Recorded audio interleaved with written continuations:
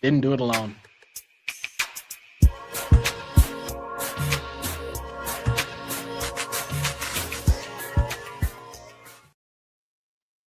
All right, all right. It's your dynamic duo here on a Friday night because sometimes work just gets in the way.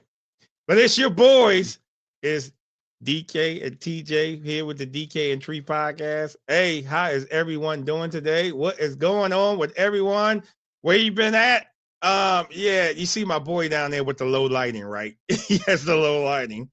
So he said he wanted to open it up. So he's going to open it up. So go for it. Look, in case anybody wonders where I've been on this festive holiday season, I've been in the darkness retreat with not Aaron, not the AARP Rogers, but I think his brother. I think he's in here somewhere. I feel like he has a pretty big family because I feel like I get the names mixed up all the time. One day it's Peter, the next day is Eric. I look, I get it mixed up all the time, but nevertheless, because of the team I support and the fact that their offense stinks so bad that their offensive coordinator got his house egged. Here I am. I'm in a darkness retreat. The service has been amazing. I want to put that out there. It's been amazing. We have downed Jose. I don't even think y'all can see it. Yeah, there you go. Hey, There's you see Jose. Tish already in the room. She know what week it is. Yes. So some Jose has already been supplied, and then we're already working on the classic E&J for you lovely drinkers out there. So they've been taking very good care of me. This has been a very good stay. I actually would recommend it. I think it's 5 stars. See, the last time I was in the Darkness Retreat, for those of you that have watched this show long enough, the last time I was in the Darkness Retreat, it was very bleak. It was very lifeless. It felt like there was like no customer service whatsoever, and it was just worst case scenario. But this time around, I don't know if they did some renovations to the rooms or if they made some adjustments to the lighting. I have no idea. I don't know if they added some new staff. I have no clue. But for whatever reason, it has put us in a position where I can be enjoying such a dark time being a fan of a team that I support. And I gotta admit, man, I fully recommend. It's 5 stars for me. Now I don't know how long I'm gonna be here for. Obviously Christmas is coming up, so hopefully, if a couple wins show up and we win a division or something like that, maybe you might see some lights again. I have no idea, but as far as I'm concerned, until that happens, until that is on full display, I will be here. And no, this is not jail. This has actually been very luxurious. Okay. Again, I bring to you number one in Jose Cuervo on full display. And then we have E&J. It's been a process, but nevertheless, we're here. And I'm grateful. Still alive. Right. We're still kicking, still pushing. Yep. Still alive, still kicking. Hello. Welcome in. Anyone that wants to comment about your teams, hey, when you come in, rep your team, whatever. We just doing some recaps, but I just let you know, just like this, it's about to be fun. It's about to be happy. Yes. Oh, yes. Now they did warn me with me being at this luxurious stay known as the Darkness Retreat. They did warn me about me making a whole lot of noise, but I also told them that I do a podcast where there's a lot of noises being made by default. So they said they're gonna try to make sure that they don't boot me out this time, but they can't guarantee nothing. So I hope that I do a good enough job to where I don't get booted out of the Darkness Retreat. and I'm out on the street. Because that would just be terrible circumstances. So I'll try to behave myself tonight. I'll try to. I can't guarantee nothing. Oh no, the hell with that. we going full fledged. the hell with that. We going full fledged tonight. You want me out on the street, man? Come on. Yeah. Hey, I'm gonna be right there with you. But Tish, you know what week this is. And it's Ravens Steelers week. We getting ready for that. I'm excited because got a friend of mine. She's Steelers fan. So all you Steelers fans is out there, she's your advocate. So I'm actually doing a live podcast from a venue on Sunday for that game. Live podcast. So just like I'm streaming across everything right now, I'll be streaming across everything there live. It's going to be lit. It's going to be on Sunday. Doors open at 11. If you're in Baltimore, 647 West Pratt Street, Ravens, Steelers, come on down, rep your team. Again, your boy going to be on site for a live podcast. TJ will be in with me remotely, but we're going to go from that time, maybe noon, all the way to that game is over. And for some people that do come down there, I do have a little special gift for you for just showing up and just coming out. So I still have a couple more of these left. Some mugs, some DK and Tree mugs. But beautiful. This is the Brown Bag Award winner because we give out brown bags on the show.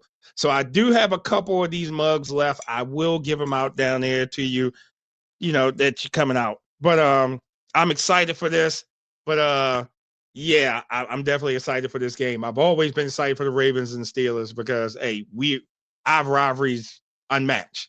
It's always come down. But in TJ's case, he said, they got AARP cards over there for the Steelers. So we got a little bit of problems with that. Everybody's listening on TikTok. Welcome in. So, welcome. Yeah. So, again, like I said, my boys in Darkness Street, because the Eagles just ain't doing. Look, one of our birds has got to get together. We got two different birds here. We got an eagle and a raven. But one of us birds got to get this together here. But like I said, I am ready for this weekend. I am hyped for this weekend. Listen, it's good. Hey, may the best team win. Somebody gonna be crying on Sunday unless it ends in a tie. And I don't see that happening. You look at this feathers everywhere. Please don't end in a tie.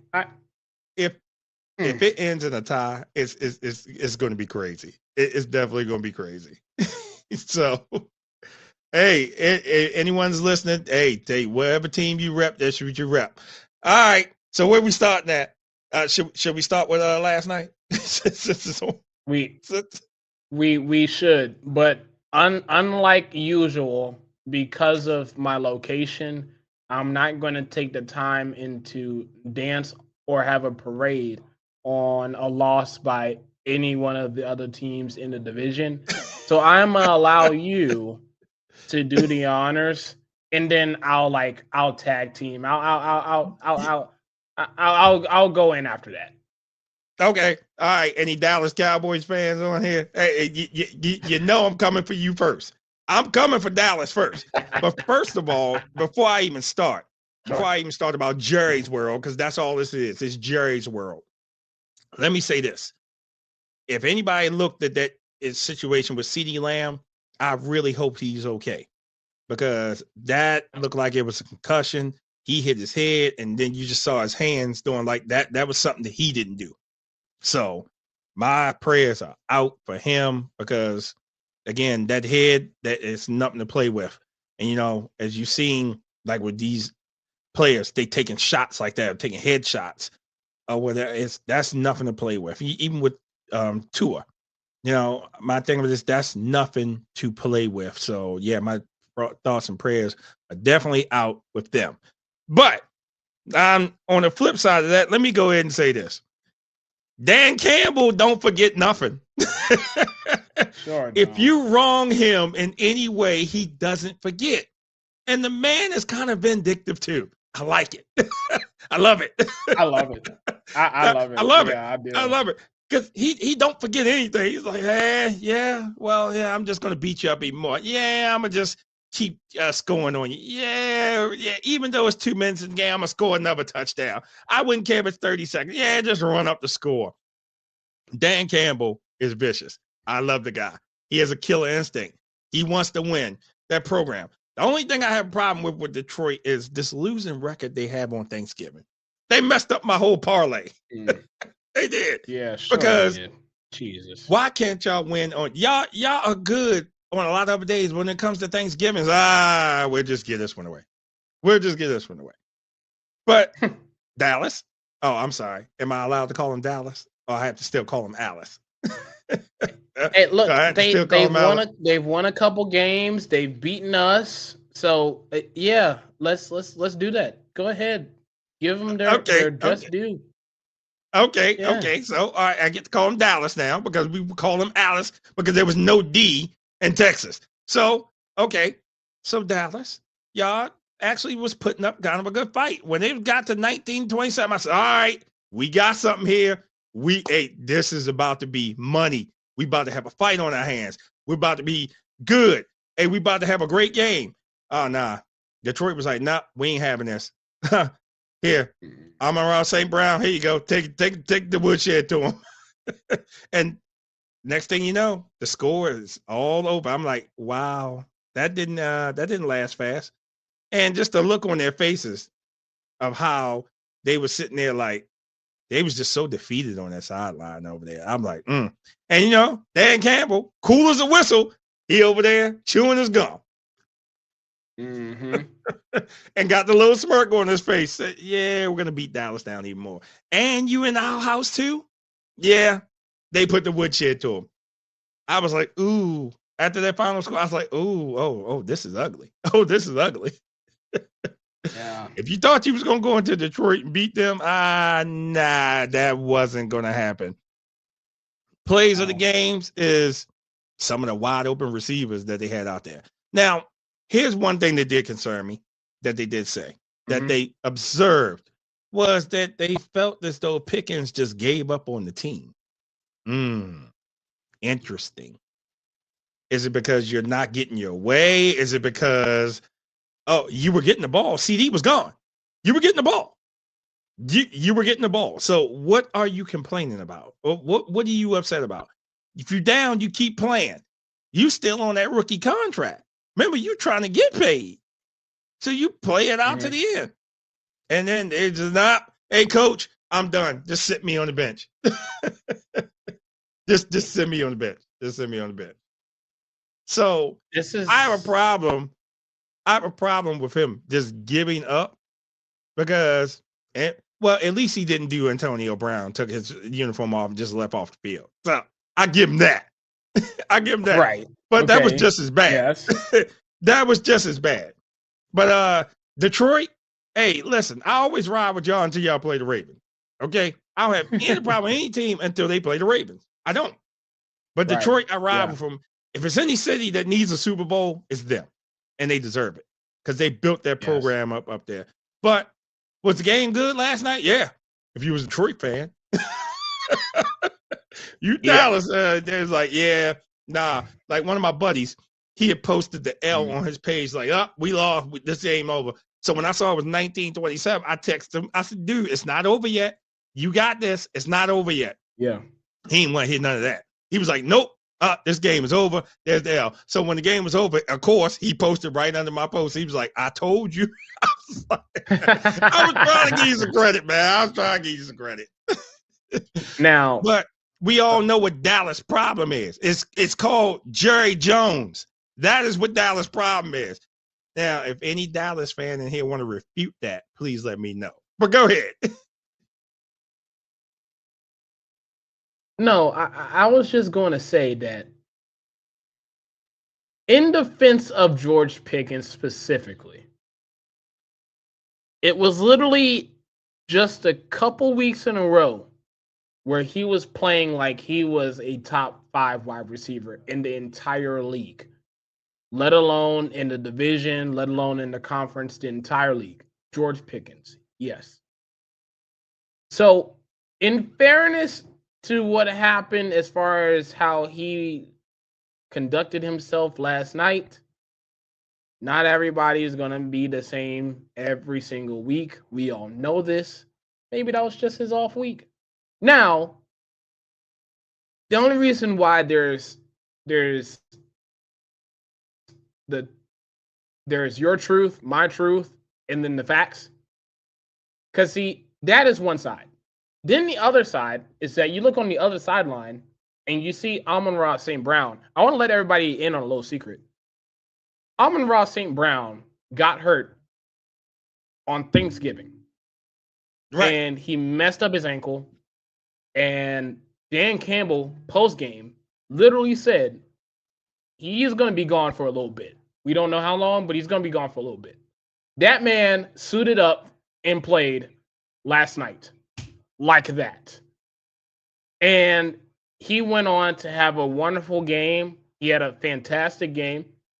And to see the flip side of one or the other, if I'm not even going to say his name, but if I'm someone who owns that team in Texas that's not named Houston, especially if I'm having the conversation of trying to figure out if I want to pay the guy yet or how much I'm willing to pay him and things of that nature, stuff like that is what I pay attention to. And it's one of those things where it's like, okay, like, yes, you've had a fantastic season, like leading up to last night, you were leading, you were doing so great that none of the Steelers receivers were able to do what you're doing combined. You know? Right. So that is awesome. But then you had moments like last night that showed the world pretty much. Like, that's why the Steelers traded him away. That's exactly why. Because when we need you to stay being that number one wide receiver you've been all year, now all of a sudden, for whatever reason, you just decide to just say, hey, you know what? I don't feel like giving a whole lot of effort. One of the picks that Dak threw, I don't know if you could say it was a good DB play. I don't know. I've done watched the pick like 1,000 times, not because I enjoy seeing the pick, but because, you know, it's football. I have to watch it. And right. The pick, I initially was like, okay, Dak, you know that's a tight window you're throwing into here. But then I watched the replay after like the 5th time of watching it, and you see that Pickens stopped himself. Like it was a catchable ball, and then Pickens kind of just said, "Fuck it," like right. And then Dak was like on the sideline, like, "What the hell was that? What was that about?" And so when you see that, and then in contrast, you see St. Brown, who's going through the middle, like he's totally fine, like he's 100% hitting people, going on deep routes, catching stuff, like literally doing St. Brown things as if he never got hurt at all. That that was a glaring sign. If I am that team that plays in Texas, that's not named Houston,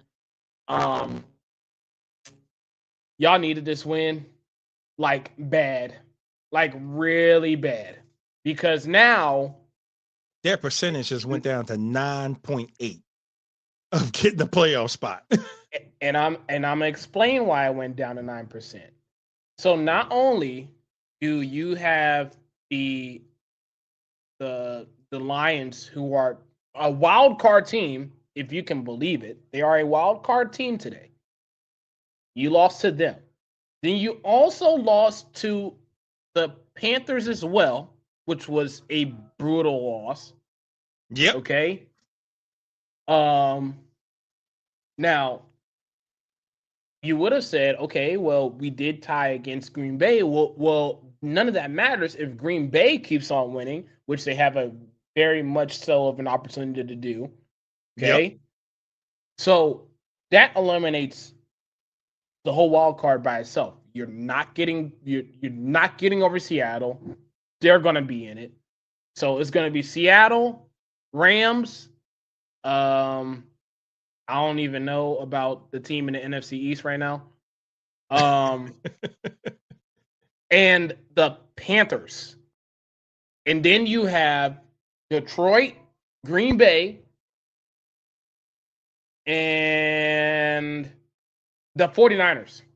Okay? Now, obviously, the 49ers, who I've been saying since day one that they've been this shoestring McCaffreys because everybody seems to get hurt on that team.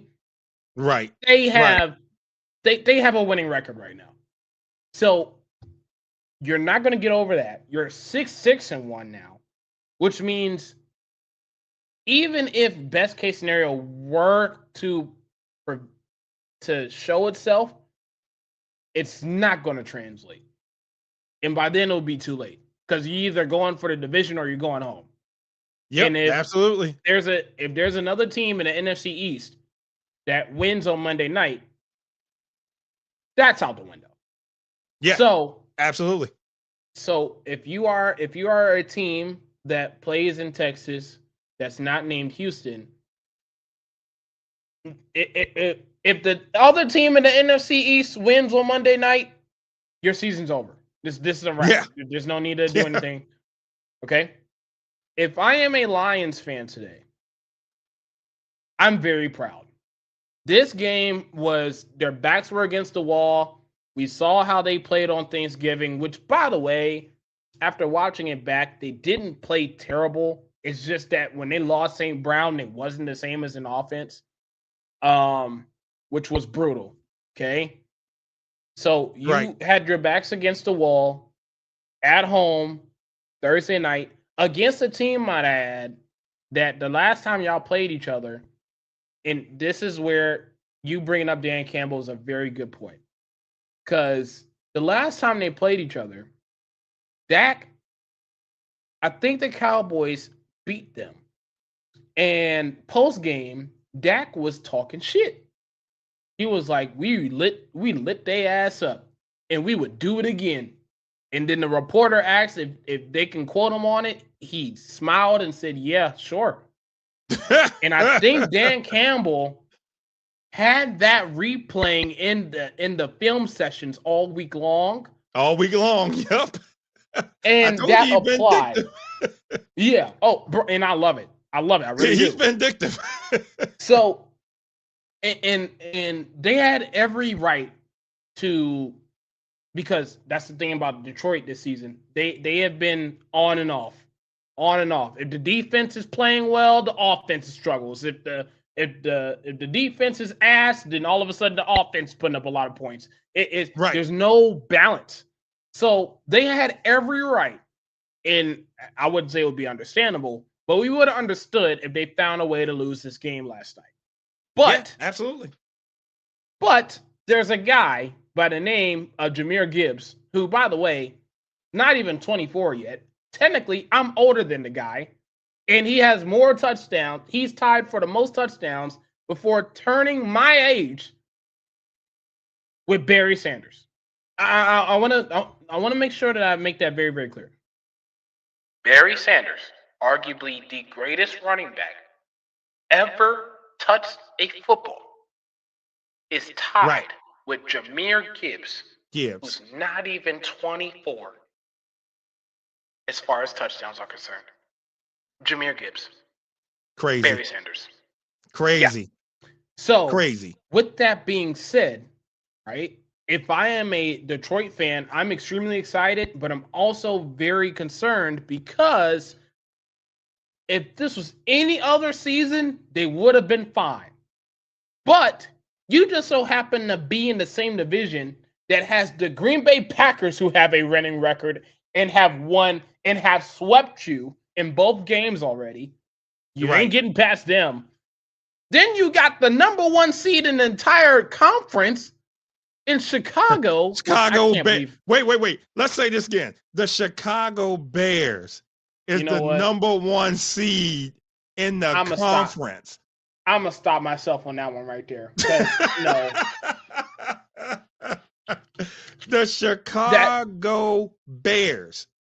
That Again, is ridiculous. It's not any knock against Chicago. They earned it. They have went out there and fought and earned that. So your division, no knock on Chicago. No, but your division has the number 1 seed in the entire conference, and Green Bay that's already swept you. So, yes, you are excited that you feel like you have a chance, but you better hope to God that some of these teams lose, and I mean right. like lose, because the 49ers have like the easiest schedule known to mankind. Okay? Like Pittsburgh has lost all those games. Oh, my bad. I'm just throwing shots. Okay. I'm throwing shade. Okay. Totally fine. All right. The 49ers have the easiest schedule known to mankind. I think they play like you and me the next couple weeks. So it don't even matter what's going on with San Francisco. It doesn't matter how many people is on injured reserve for them. Okay? Then you have Seattle that you're not catching. You have, let me see, have Green Bay that you're not catching. And you're not winning the division. You're not winning the division. That is out the window. That's out the question. I don't care if the Bears and Packers within the next couple weeks end in a tie for both games. It's not happening. Okay? Right. So you better hope and pray that somebody that plays San Francisco is able to cause them to lose a couple of these games coming up. That's all that you're banking on. Because the Packers, even though they're inconsistent, they have a winning record. They can afford to lose a game or two. They already swept you. They're not worried about you. Right. Chicago, bruh, I mean, Chicago's the number 1 seed in the NFC today. Chicago. So Chicago. You make of that Chicago. You're not catching that. You're not catching that. So you better hope and pray that San Francisco drops a game or two to one of these Titans. I think the Saints is after them. Like, you better hope they play upset. Stop. It's that team in the NFC South. Remember that team in the NFC South. Oh, no. Oh, no. Oh, you know what? I should have said this at the beginning.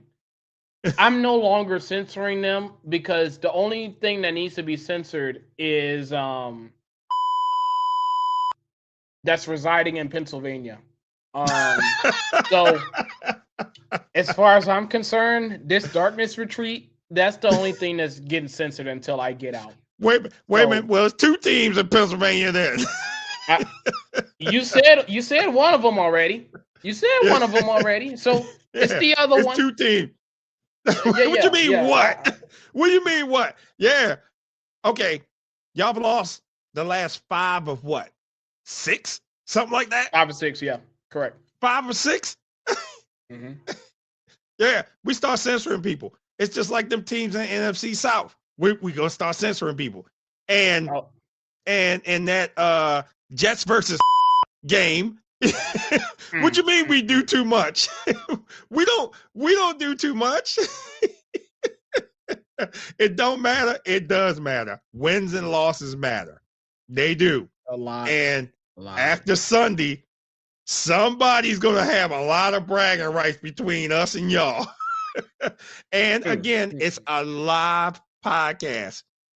So from beginning to end, we are streaming it live.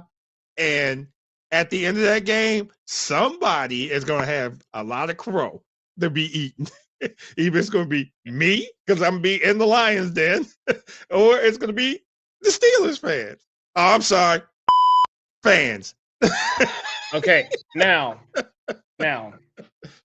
let's shift to that game because Tish, I don't know if you've been watching football lately. Your franchise is currently a senior citizen retirement home, led by Tomlin, who they're already trying. I'm hearing stuff from Big Ben about them trying to get him to go to Penn State. By the way, Penn State just hired their head coach today. Congratulations, Matt Campbell. But they're Big Ben is looking for them to go. Okay, they're looking for him to go.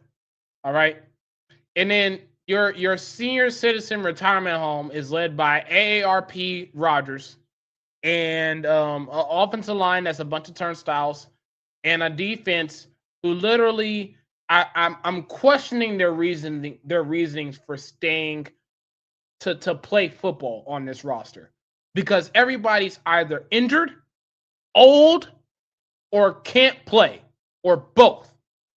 And the only reason why y'all have gotten away with it for so long, especially in the season, the reason why y'all have the wins that y'all have is because of the opponents being dumb enough to not exploit it.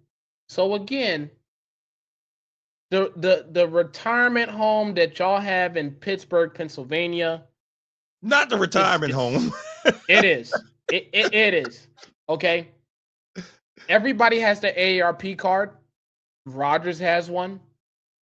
Slay, the guy that y'all waived, he has one. He has one so good that when he got to Buffalo, he decided that, you know what, maybe I need to rethink that. So his AARP card is still in service. Okay. Aaron Rodgers, he has one. He's the leader of the pack in that one. And then that's the problem. That's the problem. I think some of y'all on that roster is already using the benefits. I think that's the problem. Somebody is out 2 weeks. The other guy is out for 3. The other guy has a shattered nose. The other guy has a broken wrist. That's the benefits y'all are using. Y'all are taking games off. Y'all are taking games off. You know what? not that she laughing though. Yes, because she understands that it's the truth. Tell me when I'm telling lies. So look at the injury report for the Pittsburgh Steelers today. Not yesterday, not when they got fresh on the plane, today.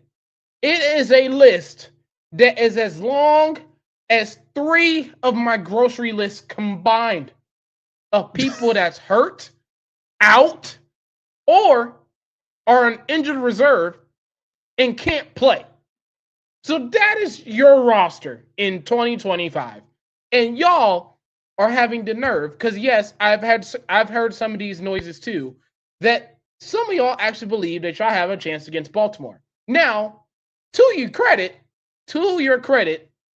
for whatever reason, when y'all play Baltimore, when y'all play each other, y'all act like points are at a premium all the time.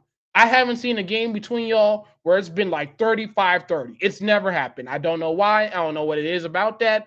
But when y'all play against each other, it is a smash mouth.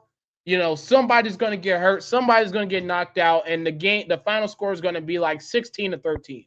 That's just how y'all play. So that is the only advantage that y'all have. I want y'all to think about that. It's the only advantage that y'all have. If Lamar in that offense with Derrick Henry decides to have fun running the football on y'all, which, by the way, another team in Buffalo just this past weekend showed that they can do against y'all. Okay? That don't run the ball. That does not run the ball. That's not even in their DNA. Not at all. Okay? Y'all are going up against that rushing offense. You know they're going to run the football. And you know what? The fact that y'all struggled the way y'all did in Buffalo was nasty. Not going to lie. It was nasty. Okay? So I just want to get this out the way now so that way no one's surprised or concerned. If you are a Steelers fan and you're watching this and you're hearing this, I want you to be prepared for this ahead of time so you're not surprised, okay? The Steelers are not winning this game, and it may not be remotely close. And honestly, we should stop. Josh. We should stop allowing old people getting beat up on a weekly basis for the whole world to see. We should not do that. We should not do that. It in society, it's not legal to do. So we shouldn't do that in the NFL. I completely stand by that. And because of y'all owning a retirement home in Pittsburgh, Pennsylvania, I don't feel like it's necessary for y'all to even play this game. Okay? Quit telling those fairy tales. Oh my God. You can call him what you want. You can call him what you want. Cameron Hayward is in front of the podium talking about how he got need. Let me ask y'all something. How much She do said y'all we think winning. that? No, Tish. This is what y'all gonna win. The Brown Bag Award. That's Oh what you're yes. gonna win. You're gonna win that one. Y'all gonna win that one.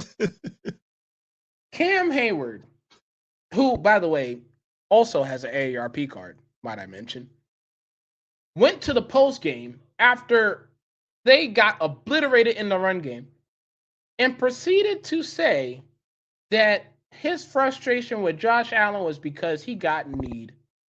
Now, look, I understand we're all human beings. Certain things hurt, other things don't feel good. I got it 1000%. Would y'all like to take a guess on how much Cameron Hayward weighs? You know what? 330. 3. He is 315 pounds, ladies and gentlemen. A defensive tackle who is 315 pounds is tripping because a quarterback who is 6'6", 240 need him one time during a game. That is what he's complaining about. Now, look, again, I'm not putting biases here or anything like that. The truth of the matter is one team has some younger feet. The other team is owning a retirement home in a cold. Not owning a retirement home. Yes. Oh, yes. Oh, yes. They own a retirement home. Everybody has the AARP cards. Some, like Tish, you already know. You mentioned in the comments already. Some of them have already used their benefits. They've been out for games. Okay. He said, what are you saying? Everybody on TikTok, rep your team. Tell me who your team is. So yes. So let's just eliminate all that. Okay. All right. We have a retirement home going up against the Ravens. You let me know who's winning that game. Okay. I actually don't even think it's fair for them to be playing each other. I really don't. It's not right. You don't beat up old people for the whole world to see. You don't do that. You don't do that. Yeah, Buffalo did that. Yeah. Buffalo, come on. Buffalo did that. And it wasn't even remotely close. In the beginning, I said, oh, okay, they hold them down. Buffalo said, okay, we're going to see. Yeah, that's elder abuse. I'm just saying. The only thing that's keeping them from actually showing themselves as a true retirement home is that there isn't a bad smell in Pittsburgh. There isn't there's not people walking in canes or walking around with jail food given out to everybody. Like they actually have a legitimate concession stand. They actually have, they have good furniture, even though it's cold and it's always cold. Yeah. On the 18th of this month, I supposed to be in Pittsburgh. On the 18th of this month, I supposed to be in Pittsburgh. Once we win this game, and on the 18th, I'm going to be in Pittsburgh, I'm damn sure wearing this up there. I'm about to start a riot. And I'm going to find that Franco Harris statue like I did the last time I was up there in the airport and take a picture right in front of him with a whole bunch of Ravens gear. Yeah, I am starting. Okay. Look, it is on. The war is on. And then we got to do this one more time at the end of the season. But this time we're coming to Pittsburgh and it's going to be the same result. It ain't going to be no different. This is y'all get Mike Tomlin out of town retirement tour. That's what this is for you all. Yeah, and unlike some teams in the NBA, you actually might be able to complete it. You might be able to actually complete it. You might. Bring that butt here. I ain't scared to go anywhere. Yeah, look, I'm just Tish. I'm trying to tell y'all, and you know what? I want to talk about this too, real fast. Y'all. Are y'all sure y'all future gonna be all right? Cause let me let y'all in a little secret. Aaron Rodgers is already planning on making sure that this is probably his last season, unless y'all absolutely want to bring him back to join the AARP club again. Then you're more than welcome to. He said So he's that's going your back to starting. be retire as a Green Bay Packer. Okay, so unless you believe that Mason Rudolph is going to save the day, that's not happening. Okay, so you're probably wondering, okay, well, we're probably going to get a solid pick. We're going to get a quarterback, and well, I want to let you in on a little secret too. Outside of maybe 2 quarterbacks in college, everybody else stinks. So, Wait. Hold that thought real fast. Let me jump on this one. Y'all had a chance to get Shedeur Sanders. You can go ahead. okay.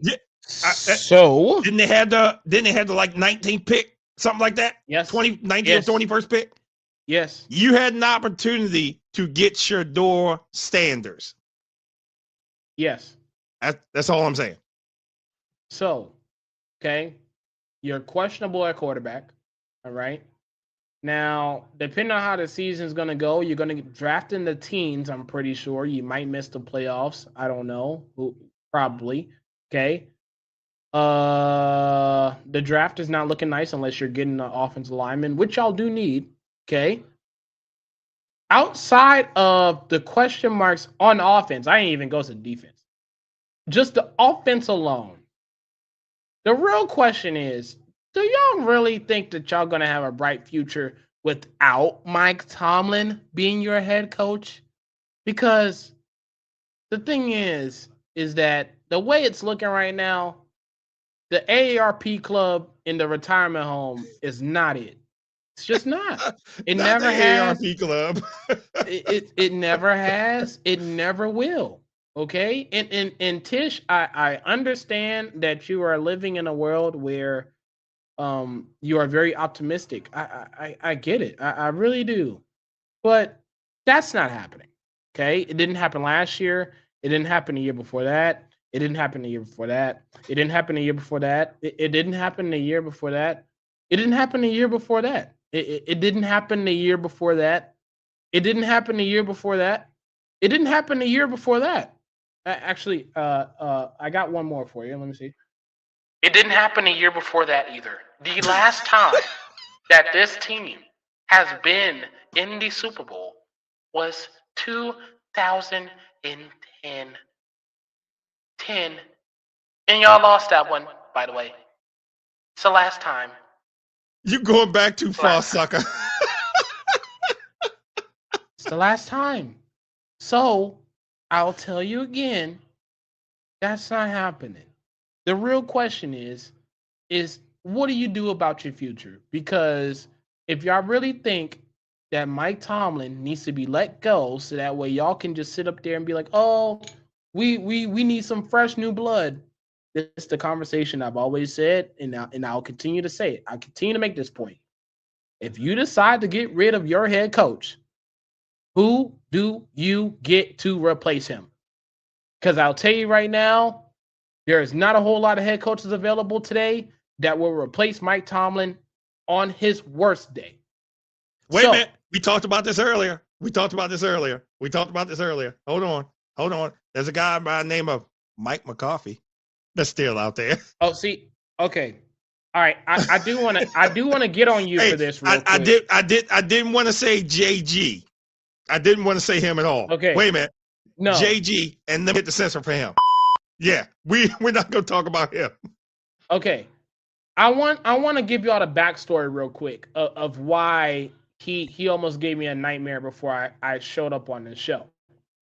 So we talked earlier today, and we were discussing the Steelers. Why? Because the Steelers Ravens. Okay, and obviously Big Ben and James Harrison were poking fun at Tomlin, telling him he needed to go to Penn State and all this other stuff. Cool. And he said, you know what they should. You want to know who they should hire? The former Cowboy coach. And before he even took a step further, I said, look, I'm going to just stop you right there. If he becomes a head coach again, I'm sorry. This is obnoxious. And I thought he was alluding to the guy that is on NBC that they make commentate once a year, which I think it's once per year because I literally don't see him any other time during the year in that booth. And literally, he is such an unwatchable product. I look, to put in perspective of how much I despise him as a commentator. For me, who is trying to ultimately become one day, I know for sure I will always have a chance if that man is able to commentate games. If he's able to commentate games, then I know I will always have a chance till the day I die. And if you don't know who we talking about, it's the former Dallas coach. We don't say his name because he may appear like Joe Hendry for all my wrestling fans out here. So we don't say his name, but his initials is JG. Yeah, if you know who I'm talking about, you know. Yeah, we're not even going to do that. So I thought that he was alluding to him. And I said, look, if I can't stand him on television, I damn sure can't stand him being on the sideline. This can't work. This can't work. Then he stopped me and he said, no. I'm talking about McCarthy. And I said, actually, that's not a bad idea. If you get McCarthy in there, you get whatever rookie that he decides to pick, okay? Have whoever the defensive coordinator is take care of the defense, whatever they need as far as the defense is concerned. Have that get figured out. Have him figure out the offense. He's shown in Dallas that he's a very good play caller.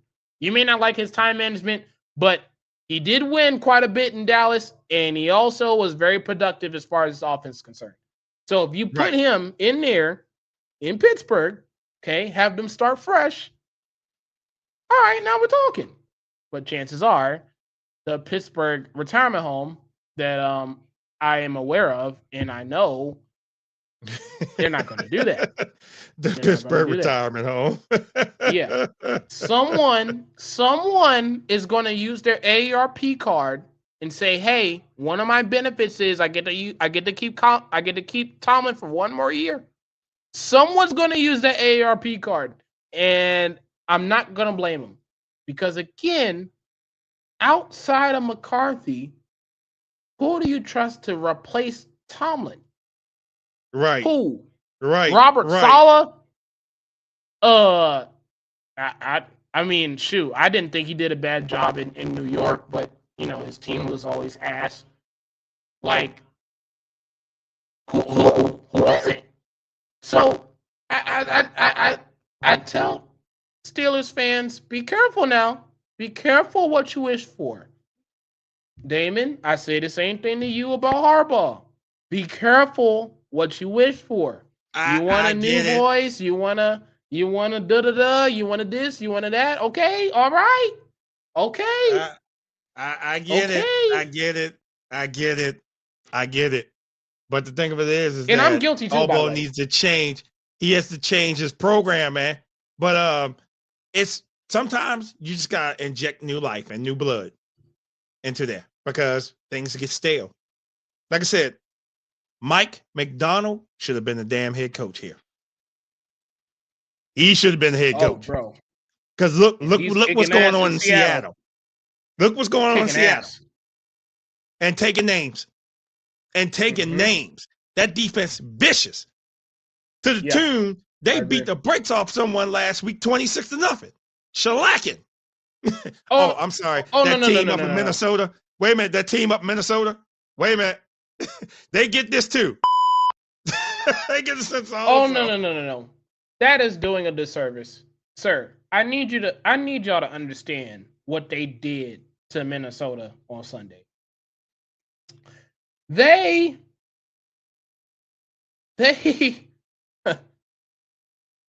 played a game where the quarterback threw more passes to the Seattle defense for a touchdown than Justin Jefferson had for catches, period. I need y'all to understand that. He threw more passes to the other team than Justin Jefferson had catches the entire game. By the way, just to put in perspective of how crazy that game was. You know, Jackson Smith and Jigba, that guy that's been, killing defenses all year and is Right. and broke the Seattle receiving record just a couple games Right. ago. Yeah, they held him to 15 yards. Okay, they held him to 15 yards, and Sam Darnold didn't get over 200 yards passing, and yet the final score was 26-0. 0. That's embarrassing. I feel like not every franchise should have any team that gets shut out in the National Football League should be embarrassed. bro. Should be embarrassed. Man, so when you see what Seattle's doing, yes, I agree that if y'all had somebody in house, y'all should have just made him the head coach. I agree with that point. But that's another thing about Pittsburgh. They can't say that. They can't say that. Their offensive coordinator, would you want him to be your next head coach? No. How about your defensive coordinator? No. Everybody is in the Pittsburgh retirement home. Everybody has AARP cards. Everybody's either ready to retire or they're getting ready to just call it quits as a whole. Like they're ready to be in Malibu somewhere with their family and grandkids. No, I'm talking about these men having grandkids. Those are the guys that are playing on the field on Sunday and have been playing throughout this season. What are we talking about? What are we talking about? What are we doing? What are we doing? So, hey, yeah, and if you that's it. If you disagree with us, please tell us. Because the video that TJ sent me earlier, and it was a Steelers fan. Oh, I was no more good after seeing this. He said you can dig up O.J. Simpson and he'll get yards against the Pittsburgh Steelers. They said if his ashes were out there, he said they would get 100 yards just blowing his ashes. O.J. Simpson now. I can't. Oh my God, bro, that was nuts. But okay, I loved you say you disagree, Tish. So okay, who in that organization could take over as head coach? Because you say you disagree. Who in that organization? Tish, you don't work for the Steelers, by the way. You're a fan. I want to make that clear in case anybody was wondering. Okay, that's enough on my team. Okay, see? All right, so you understand. So, again, tell me when I'm telling lies. I know. Me, PJ, welcome. Yeah, everybody on TikTok, welcome also. Yeah, I'm not talking out the side of my ass here. That's literally the truth. There is literally no one in house that could be there to replace Tomlin. It's not happening. It never has. It never would. Ever. There's never been one to come close. No one. No. So that's the real question about the retirement home in Pittsburgh is your future is looking very, very bleak because look, I don't know what y'all do. I don't know what y'all do. DJ. Hey, look, Tish, let me tell you something. I smell like straight Dove and what is it? Is it cocoa butter? Yeah. I'm smelling pretty good. Yeah. I'm trying to tell y'all, this darkness retreat has been giving me good times. I'm trying to tell y'all. Look, okay? They done gave me all different types of shower equipment. Man, I'm trying to tell you, man, it's good stuff. Wait. You said hate. It's not hate. We're not hating. I never hate. We're just calling it facts. This is all facts. This is facts. This is not hate. I am forbidden from spewing hate being in this location. So you don't have to worry about that on my end. Okay? It's the whole purpose of the darkness retreat is to reset, to recalibrate and to think good thoughts, have a nice positive outlook on life again. That's the whole purpose of it. So I don't have space for me to hate. I think that might be a bar. I might need to put that on my album or something. I don't know. But nevertheless, okay, I don't have space to do that. I want to make that very, very clear. The truth of the matter is your team is screwed and we don't know what else for y'all to do because it's not like y'all have all the draft capital in the world. And if y'all want to keep going 9-8, 9-8, 9-8, so that y'all don't have a losing season, then guess I ain't what? buying it. Wait. Can't replace Tomlin, but Steelers organization is loyal to him. I couldn't tell after Sunday. Man, I couldn't tell after Sunday the way they was chanting "fire him" in that stadium.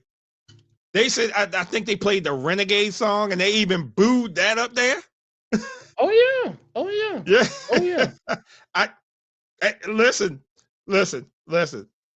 And then it's made big news. Hey, Tomlin could be fired. Hey, you think about firing Tomlin? You think he should go? You think this? And people have took it up for him and says, hey, listen, the man hasn't had a losing season. I get that. I do. I get that. I completely get that. But whereas you as an owner, put yourself in the owner's shoes. Only thing that matters is championships, right? Championships. That's the only thing an owner wants to see.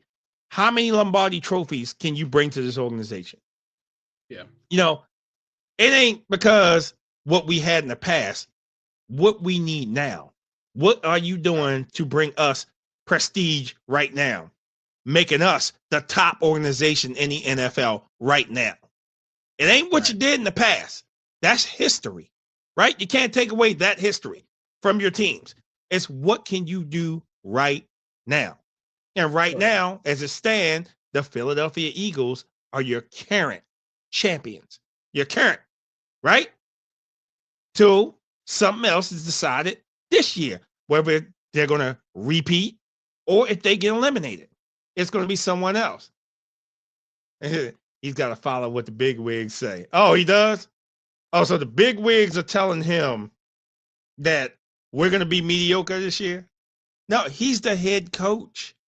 The only person that has total dominance over a team is in Jerry's world. That's it. He comes down the field. He gets involved with that stuff. That's it. No, he has done it. Look, hey, she said his name. PJ said his name. Look how long JG was the Cowboys, and they sucked for a long time. Hey, we don't say his name because we don't want him to appear. He like Joe Hendry. He might appear. PJ, I love you. I love you. Please, for the love of God, make that the last time you leave a comment that involves that name ever again. I need y'all to understand, okay? My beef with him is not so much of him being in my division. I can care less about that. People leave and they come and go all the time. That's okay. But this guy on television, when your job is to be entertaining and the best you got is to be a frail, stale Donald Trump 2.0, are you serious? That's the best you got? No, sir. Oh, no. Man, no. The shade.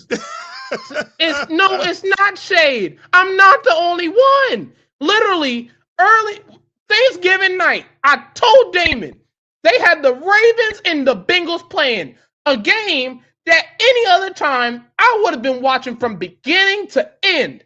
The moment I saw that man in the booth, I texted him verbatim. I said, nah, I can't do it. Can't watch it. Wait, PJ said you're right. I can't do it.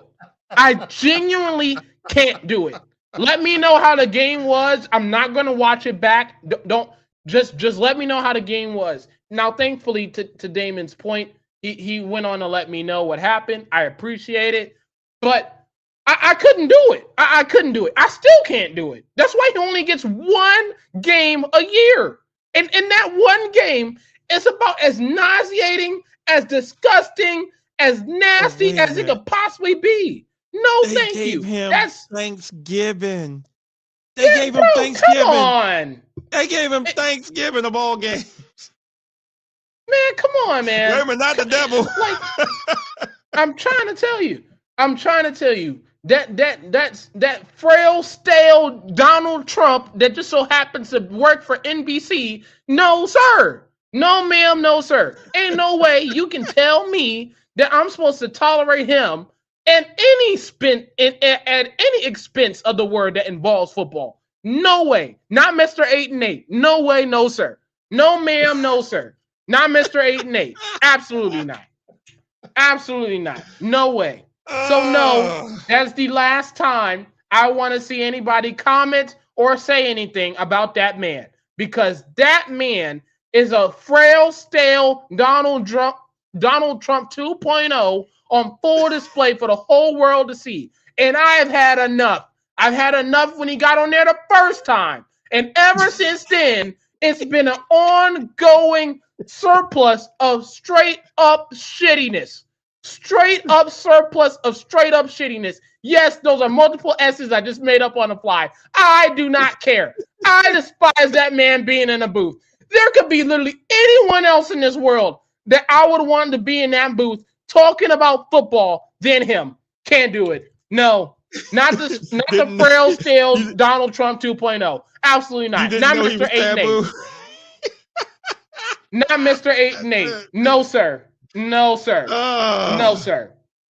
Oh my god. Oh my god. Hilarious. Hilarious. I just want to make sure everybody understands my stance on this. This is not from a sake of hate.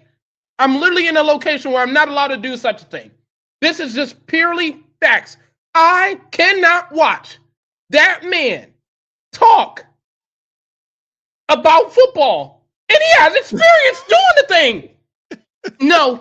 No, not Mr. 8-8. No, sir. No, ma'am. No, sir. No. Yeah, cut this. Nope. And you know what? Better yet, whoever is the executive for NBC. Look, okay, first of all, exclude him. Let me get me out the way. Look, if you're ever watching this, I love you, and I hope that you view me as an asset one day. Okay. Now we got that out the way. All right. That guy should not be employed by any company. ESPN, Fox, CBS, Prime, ABC. We got a flag on the play. We got a flag. Look, I done got my 15 yards a long time ago. I don't care. I'll do it again. This man is not allowed to work in ESPN, Prime, Thursday Night Football, on NFL Network before they gave it to Amazon. Don't have him on ABC. Don't have him on Fox, NBC. No, CBS. No, absolutely not. I do not understand who in their right mind that as an executive decides to say, you know what? Let's keep him there. In fact, he's so good. Let's make sure that we give him a game to commentate during the season. No, sir. Not Mr. 8-8. No way. No way. No way. No company should employ Mr. 8-8 to be their commentator. Ever. I don't even care if it's 8-8. I don't care if it's the Jets and the Bengals with both backup quarterbacks. You better not let him commentate that game. I don't care who's on the field. The answer is no. He should be exiled from talking football in a booth. That is not allowed. Not allowed. The mic has been dropped. So, TJ, I say that.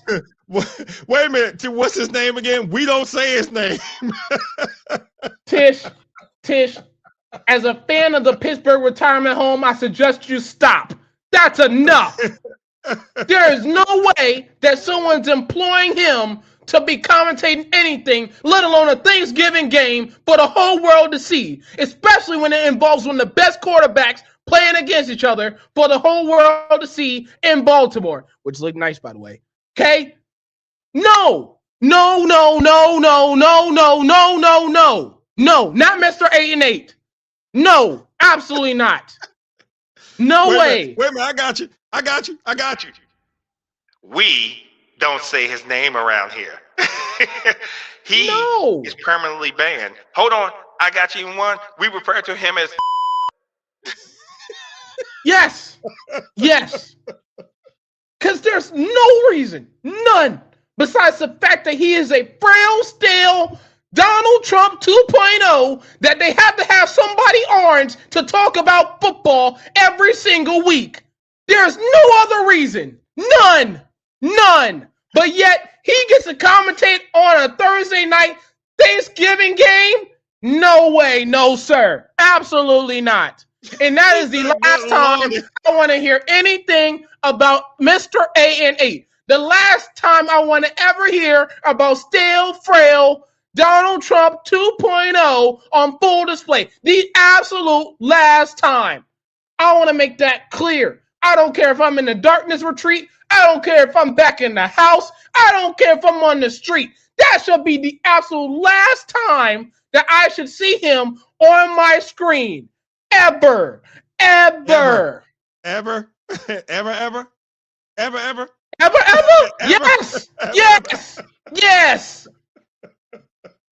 The last time, Mr. 8-8. Oh. Absolutely not. Oh my God. Oh my goodness. Man. Absolutely not. That guy has him fired up. He has him fired up. I don't think y'all understand. Okay, all right, look. I understand everybody's version of entertainment is subjective, okay? I got it, all right? Some people like this side of commentary where there's a lot of jokes being made. Some guys like the actual play-by-play guys. Some guys actually enjoy, people who are, somewhat entertaining, but they don't add anything extra. Some people actually enjoy that stuff. But one thing's for certain and two things for sure. I mix it up on purpose. There's no way stale, frail Mr. Donald Trump 2.0 should be commentating because he's not good at entertaining, period. And the whole purpose of you being in that spot, you being in that booth, is to entertain as the game is going on. You're supposed to act like you're one of the boys on the couch with a beer in hand talking football. And yet, this is what he sounds like every time he comes up on the screen. Yeah, that seems like a pretty good play by Josh Allen. Oh my God, what a play by Lamar Jackson. He should do it again. And oh man, he's at it again. We're at it again. That was a great play call right there. When I was in Dallas, that's something that we would call it was an eighth bunch, 87 tight route. Oh my God. Please. So no. You can't be bad and not entertaining. You can be bad. You can be Tom Brady last year and still have a little bit of entertainment to you. Tom Brady has some entertainment to him last year, okay? Not many people want to admit it, but he had a little bit of entertainment to him last year. He just couldn't say shit because they literally mandated in his contract that he couldn't go to certain teams because he was a minority owner of one of the worst franchises in the entire NFL, which I thought was stupid to begin with, but they decided to do it anyway. Now this year, when you hear Tom Brady, he actually sounds like he's enjoying himself, having a good old time. He's actually kind of entertaining. You cannot say the same thing about Mr. 8-8, stale, frail, Donald Trump 2.0, and Mr. Former Cowboy coach. And no way. Can't say the same. So this is the last time. This is the last episode. I want to hear anything about that man. No way. He's starting to, at this rate, he's starting to get close to the nasty man. That's where he's getting to right now. Wait a minute, which one? Because we got a couple around here. All of them. That's enough. Whoever's the executive for NBC, that's enough. Oh my goodness. That's enough. Oh. And it's the last time I want to hear his name on full display.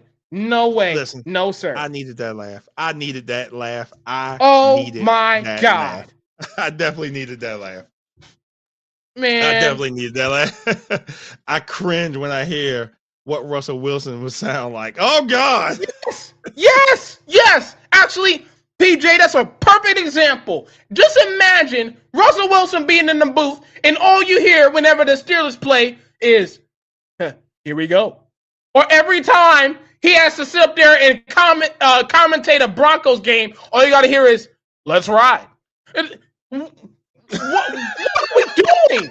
What are we doing? What if every single game the Giants played, all he had to sit there and commentate was, go blue? Like, are we serious right now? Seriously. That's who we're paying money, millions of dollars for people to commentate for the whole world to see. Are we serious? Be serious.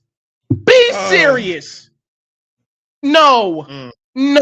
That's enough. That's enough.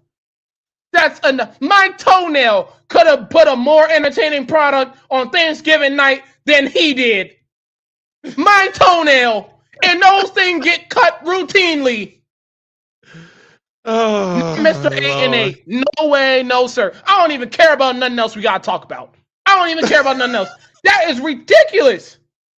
The fact that people feel the need out of everything, out of everyone that's ever worked in that industry, that he's the one that has to commentate. Why couldn't it be Collinsworth's son? What? It could have been anyone else. Hell, Tirico could have called the game by himself. Wait a minute. Like Cosby by NBC. Yeah, we probably would have had a lot more better entertainment. I'm just saying.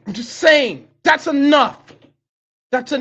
No one should be allowing him to be in front of a camera and actually be on live television for the whole world to see. No way. No.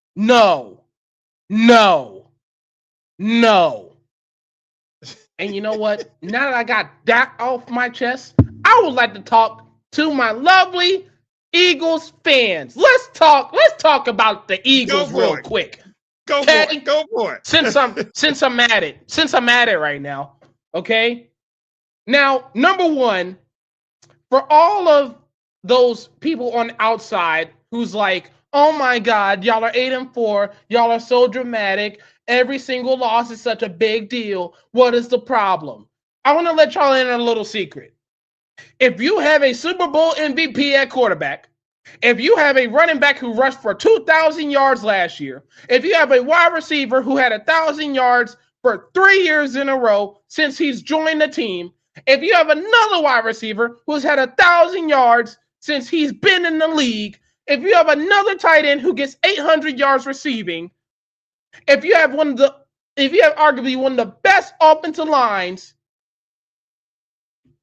in the entire NFL, okay, in a defense that was so great that everybody thought that they should have won MVP because of how many times they kept sacking Mahomes over and over again. That is the team that presided itself last year. And yet, we fast forward to this week, and yet we still can't figure out how we can have a sufficient offense. We are leading the league in 3 and outs. I'm going to say it again. We are leading the NFL in 3 and outs. And you expect for us to just be singing Kumbaya and everything's going to be okay. Absolutely not. No way, no sir. No way. Our offensive coordinator, who's acting like he's Brian Johnson 2.0, just someone who's play calling like he's a hidden terrorist that nobody know about, okay? Every single play call is about as predictable as it can be. Now, in fairness, Brian Johnson was much worse because on a 3rd and 18, he'll call a screen pass to the wide receiver and only get 2 yards that he lost. So instead, it'll be 4th and 20 that they have to punt from. Right. But in Patillo's case, it's 3 and out, and 3 and out, and 3 and out, and 3 and out. and 3-and-out, then hope and pray the Lord Jesus Christ himself is able to give some life to the defense and the defense gets a stop. Then it's another 3-and-out. Then it's a 3-and-out again. Then it's a 3-and-out again. And yet, here we are, and I'm having people tell me, well, y'all are 8-4. Y'all should be fine. It's okay. No. It's not okay. It's not okay. Somebody's going in that locker room and they're telling it. It's really messing with their game big time. Yeah. And they're not telling it. Yeah, it is. It's something going on in there. It truly is. Because now, I'm gonna go back to the Dallas game for a second. I'm gonna go back. Yes. How you dominate a whole first quarter and then you come out the second quarter and don't score 1 point. Not 1 point. Not one. Not one.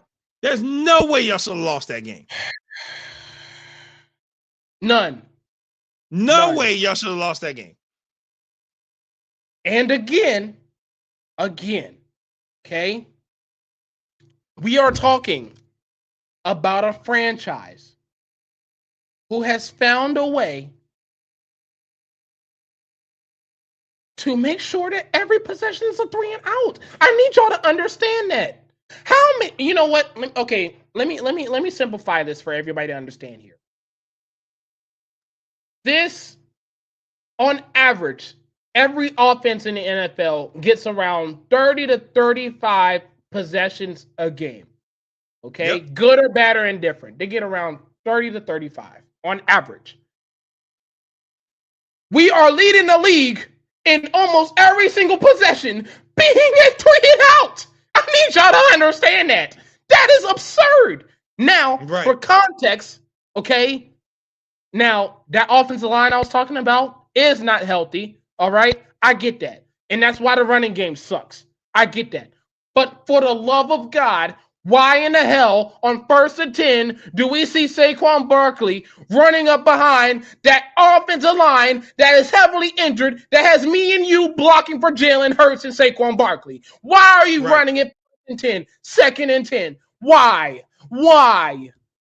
I watched the Bears game, unfortunately. I had to watch the game back because I missed it when it went live. I watched it back. The amount of times the offensive linemen were sitting up there doing, oh, there was somebody in front of me.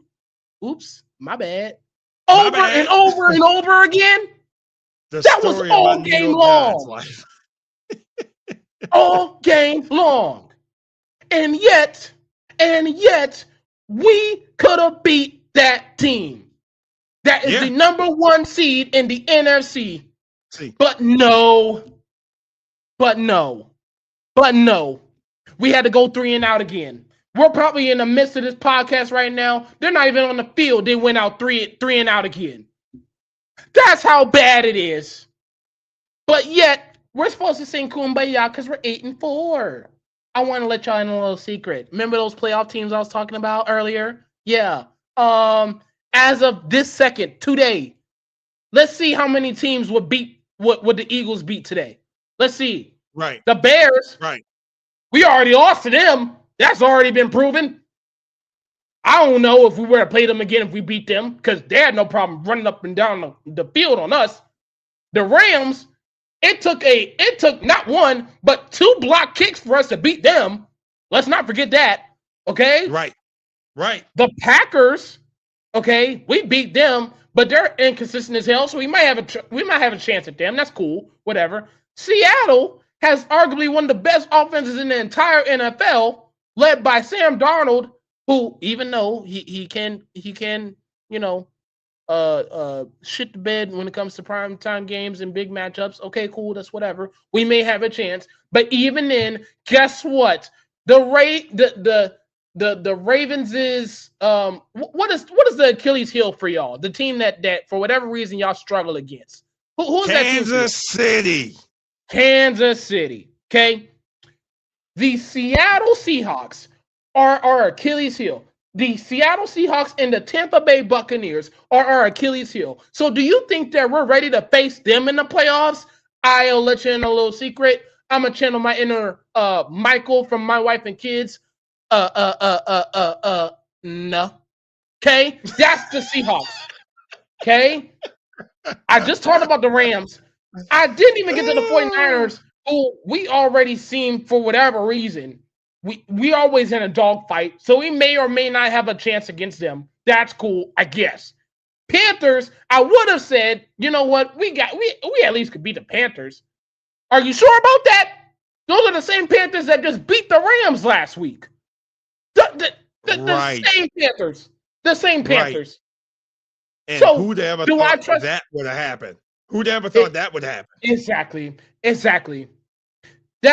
So do I trust my team to be able to beat them on a one-game basis? I do not know. And that's a problem. That's a problem. Be serious. You're going 3 and out on offense, asking and praying the Lord Jesus Christ himself for the defense to have enough energy to outlast the entire game, and hope and pray that they can keep a lead while we're kicking field goals every single possession or punting it and thinking that we're going to have a chance. No way. No way. And oh my God, do not let us face Detroit and we have to go to them. The only reason. Wait. Because you know Dan Campbell has a killer instinct. Killer instinct. He don't forget anything. No. And he will keep running it at you. Like, yeah, we're going to make this happen. And with all quarterbacks, Jared Goff. With Jared Goff, I'm not going to say Jared Goff is even in the top 10. Not even top 20. But they make plays for him to be successful. As long as he doesn't get pressured, and get rattled, he does everything. We can go back to this game. Remember when he threw 5 interceptions and they still won the game? Yes.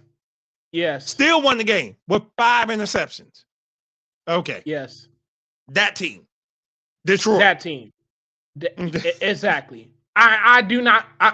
Everybody's talking about all these other teams. I better not see Detroit. I hope they don't make it. Because I swear to God, if we have to go up against Detroit in any round, we are cooked unless we're at home. That's the best shot, is that we're at home and Jared Goff is sitting up there shivering like he don't know what to do, like he's Tua 2.0 in the cold with 2 gloves. That's the only chance we have. So, no, we're not happy. No, this is not okay. No, this is not acceptable. And you know what? What makes matters worse, I keep talking about these injuries. We literally have an injury that we have to deal with, and Lord knows how long that's going to be. And Jalen Carter, who decided to get surgery on not just one shoulder, but both. During the regular season. Now, look. Now, again, if this was week 5, if this was week 8, and he did that, okay, cool. Hey, look, at least we get you back before the season's over. We can get you into the playoffs. Okay, cool. We're good. We're going to be flying on all cylinders. We'll try to make it work. We might lose a couple games. Cool, whatever. Both shoulders. So you're going to be out on Monday. Which, by the way, I want to let y'all in a little secret. He is our only defensive presence on the front line that's actually going to do anything against a Chargers offensive line that is blocking, led by me and Damon all over the map. And he's not playing in that game. He's not playing in that game. And look, I thought for sure, okay, if Herbert has a broken hand, he can't do anything with a broken hand, especially if it's his throwing hand, which that is the case. We're going to be fine. The problem is, apparently the dude is made from fucking Cyborg off of Teen Titans, and his hand is fine just enough to play us on Monday. So no, we don't even have to worry about having to see Trey Lance. Instead, we still got to see Justin Herbert. And I'm pretty sure with us not having to get any pressure on him, he's going to light us up like a Christmas tree. Like the Christmas tree I just posted on my Instagram just 2 days ago. That is exactly how Justin Herbert is going to treat our defense.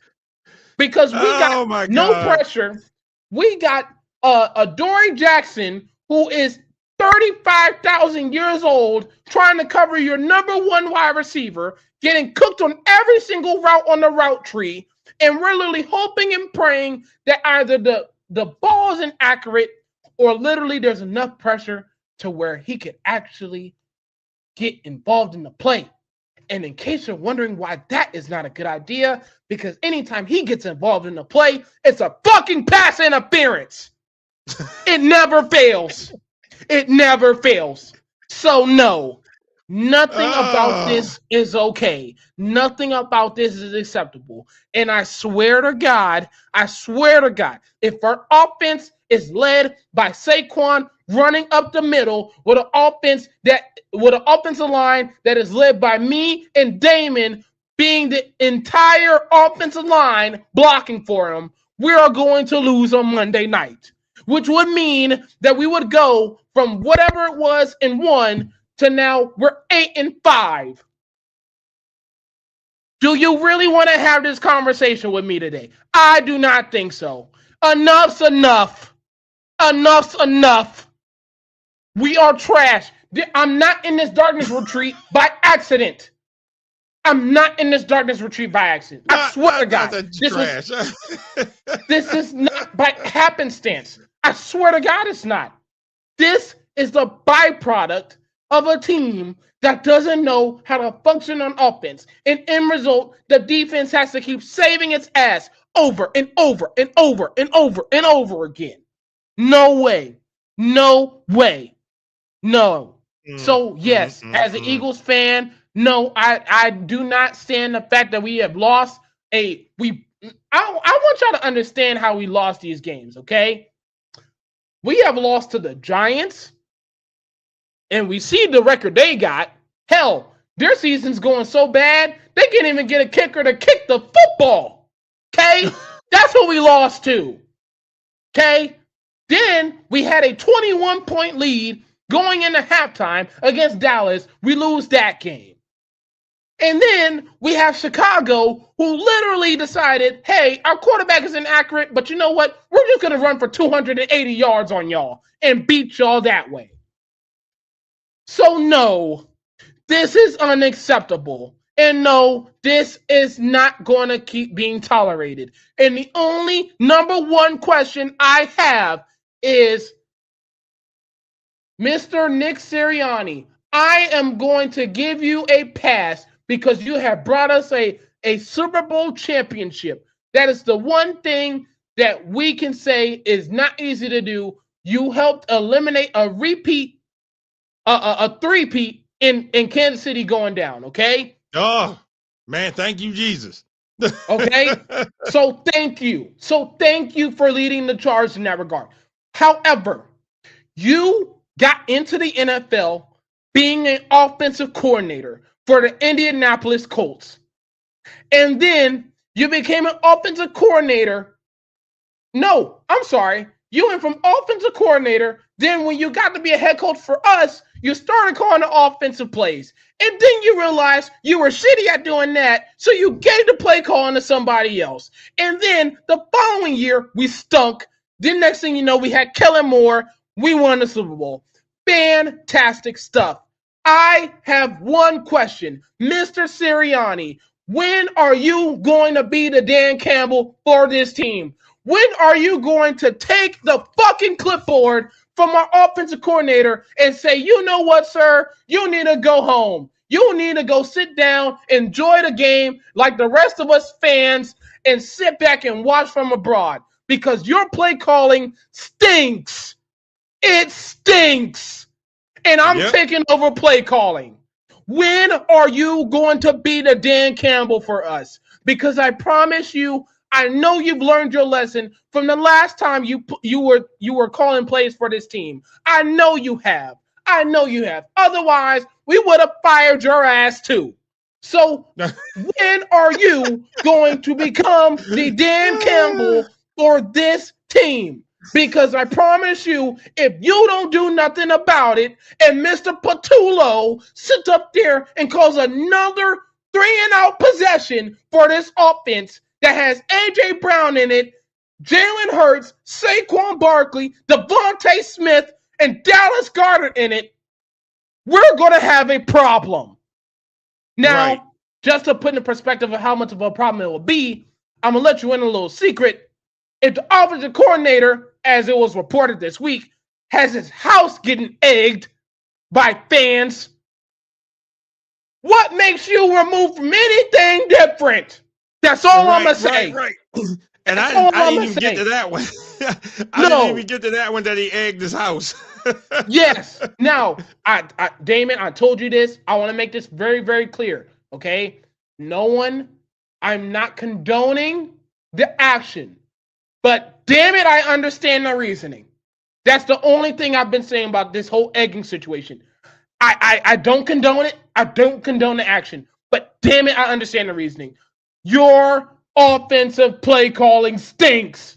It is bullshit. And that needs to change. And if putting eggs on your house does that, then so fucking be it. But this is enough. This is enough.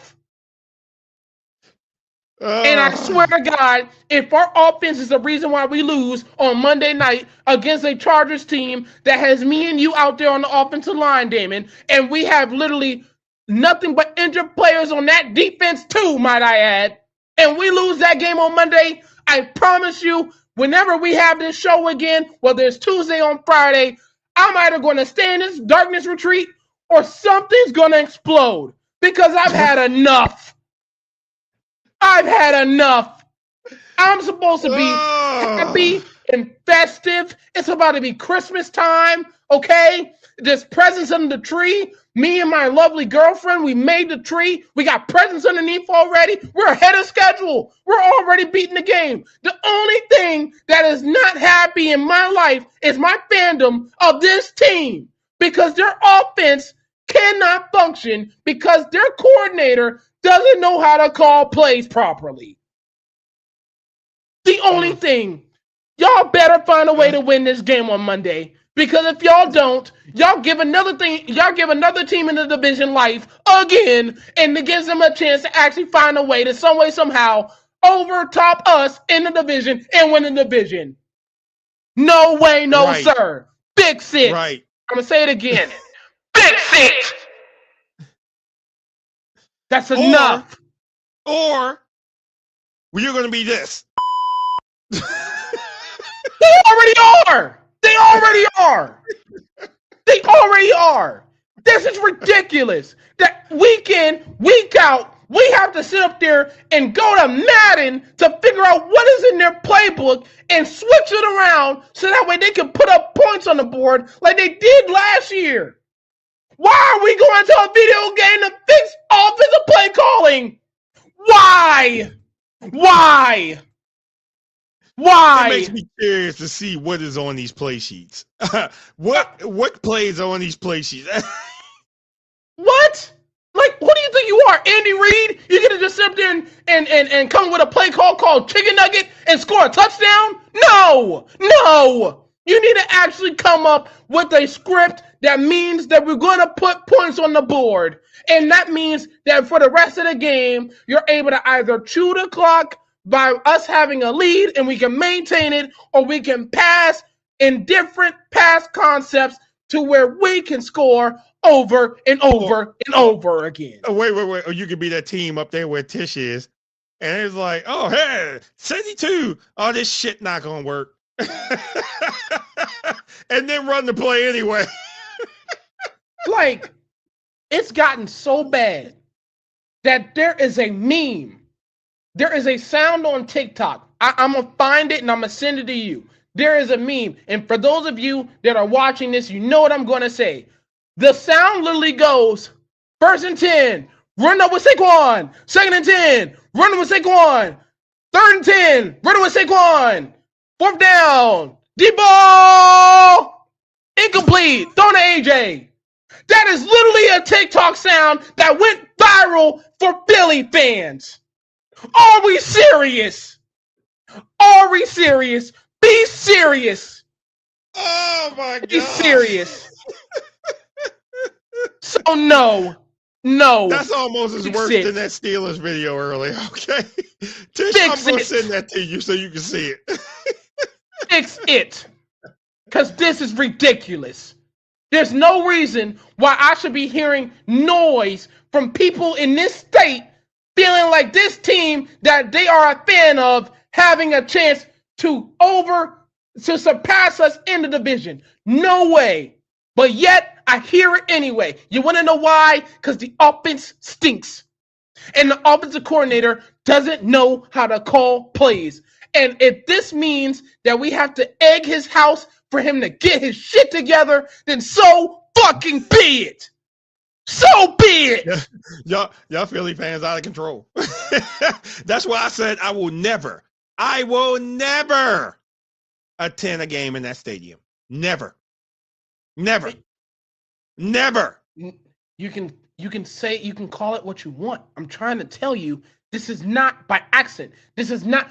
I promise you, this isn't us being like, oh, we just hate. We just hate the.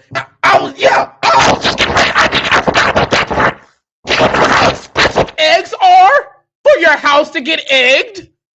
Yeah, you're bad. Yeah, you're bad. You're real bad. We're in an economy where certain eggs are costing $15 a dozen. That's the economy. They may have had their own chickens. They may have had their own chicken. Even better. That makes it even more expensive. And they had no problem giving those eggs up and throwing it at somebody's house. Get it together. I need to see efficient offense against a team that does not have a healthy defense. Please, for the love of God, because I promise you, if we find a way to lose this game on Monday night and give Dallas life again, it's going to be a problem. The only Christmas gift that anybody that is an Eagles player is going to get from me, is Madden 26. Featuring Saquon Barkley on the cover. Y'all go ahead and figure that shit the fuck out. Figure out what plays y'all need to be calling. Every single player would get one. Everyone. Y'all can watch Saquon do the hurdle every single time. And y'all sit up there and y'all figure out how that can happen again. That's the gift that I would be giving to them. My broke ass will find a way for every single Eagles player on that roster to get Madden 26 so that way they can figure out what play calls they actually use legally. This is enough. I've had it. This darkness retreat was not necessary. This darkness retreat did not have to happen. But yet, the offense has been so ass. It's been so cheeks that I have been put in this spot. I've had enough. It's enough. It's my God. enough. Listen. So listen. Our teams have sucked here lately. Our teams have sucked. Our teams have sucked. And I feel the same way you do when it comes to our play calling. I'm like, why in the hell did they call that play? Why did they do this play? Why did they do that play? Oh my God, why'd you take him out the game? Well, hey, but I guess those guys get paid a lot more of the big bucks than what we do, right? They do. But they make a lot of dumb decisions. A lot of dumb ones. Because when you figure 3 and out, that's not the recipe. Because you can't be giving teams multiple chances. Because they know they can keep you on the goddamn field. If they can keep your quarterback off the field, they're going to win the game. Yeah. yes. Yeah. Yes, y'all team sucks big time. Wait a minute, y'all. Yours at the top forefront. Tish. We got a future. That's the one thing I will say about this team. We got a future. I may not like it, but we got a future. Y'all can't say the same. Y'all literally have a whole roster residing in a retirement home. Be serious. Oh my God. Hilarious. The only thing that sucks is the staff that works in that retirement home. Because apparently whatever y'all are doing behind the scenes, it ain't working. Somebody's benefits is not working. Somebody is not doing their job. There's been a couple people that's already been fired. Y'all already waived somebody so bad that the next team that they went to, he decided, you know what? I might have to rethink this whole football thing. That's how bad your establishment has been this season. So please be serious. We talking about them birds. Be serious. Don't gaslight me. The birds are going to be fine. Don't mistake me for a fool. No way. You know something? I gotta bring my man's blood pressure down. Oh, I'm fine. Because here's the thing. This season has not went the way anyone has thought. If it's anyone that needs to be really mad, it's goddamn Vegas. Because Vegas didn't predict this one. No, not at all. Vegas didn't predict this one. That you would think that the Chicago Bears would be number one in the whole conference. Wait, that the Indianapolis Colts would have had the start they had with Daniel Jones. Oh, right? Oh right? My God. Okay. I almost forgot about them. Can we talk about this whole little issue they got going on in Indy? Absolutely. Okay. Their downfall started up in Pittsburgh. Okay. You can have that. I want to discuss the elephant in the room with the Indianapolis Colts today. Oh, yes. I need y'all to understand, for those of you who are watching this, the Indianapolis Colts are starting Daniel Jones. We all understand that. That's been the case all year. Okay, fine. Here's what y'all don't know. Or if y'all do know, great. If y'all don't, let me let y'all in on a little something. 2 to 3 weeks ago, a report came out, and yes, it has been confirmed already, that this man, Daniel Jones, has a broken leg. I'm going to say it again. Daniel Jones is starting as a quarterback in the NFL with a broken leg. And they decide to keep starting him.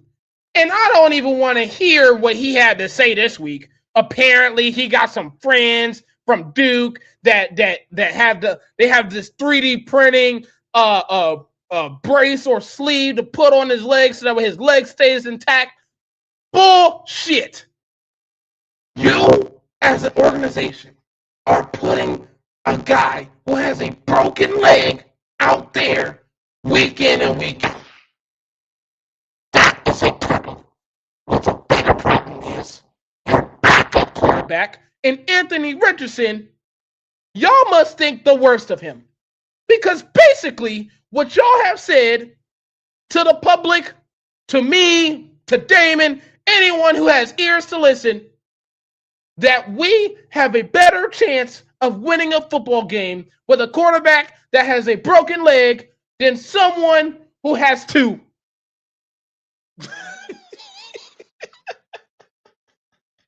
Are you serious?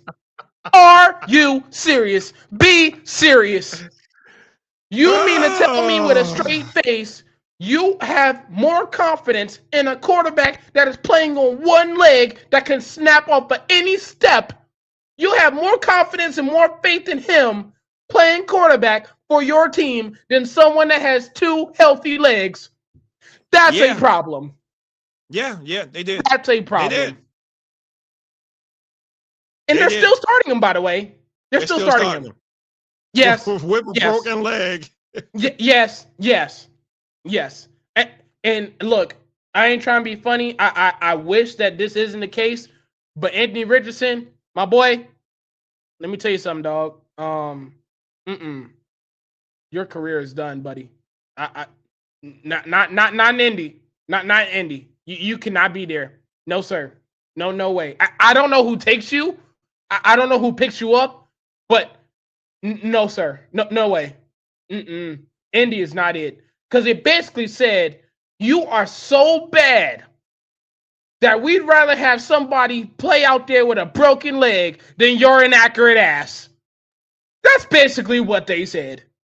And that is a shame. Terrible. That's terrible. That's a shame. That's terrible. That's terrible. The Colts. That's one of the teams that have a good record in the AFC. Yeah, exactly. That team. Yeah, exactly. And the Broncos, don't even get me started with Denver, because I can't stand Denver, but yet they're 10-2 today. And you were there. You were there. They almost lost that game. They almost lost that game. Almost lost that game. Almost lost that game. I had to be out there on Sunday Night Football. So I had to work that game. Sunday Night Football. I'm out here in this cold, right? For a game that went into overtime. Went into overtime. I was like, you got to be kidding me. Of all nights, decide y'all want to play. Y'all both want to give each other the business. Y'all go in the overtime. So now I got to stay here longer and deal with this. Because now no one's leaving, right? Generally, people might start skating out or whatever, but no one's leaving. Yeah. They're all staying there because this game done went into overtime. Now, I love the new overtime rules because of the simple fact that at least both of you get a chance to possess the ball. So, right? Denver goes down the damn field. Touchdown. Oh, I said this game probably going to be over. What Washington do? Come on back down the field. Oh, yeah, we got it, buddy. Ooh, touchdown. We going for 2. I said, oh, man, here we go. Here we go. I was like, this place going to go crazy if Washington pulls this game off, right? What happens? Gets pressured.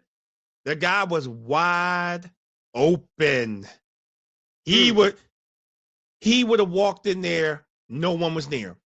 But the ball got batted down. And I was like, oh, my goodness. So for the price of admission, that was a damn good game by Washington. I give them all the props in the world. With Mariota. Let's say this again. They was led by Marcus Mariota. Not Jalen, but Marcus. Who are they talking about? They're bringing Jalen back next week. Jaden. Yeah. Like he didn't have one of the worst.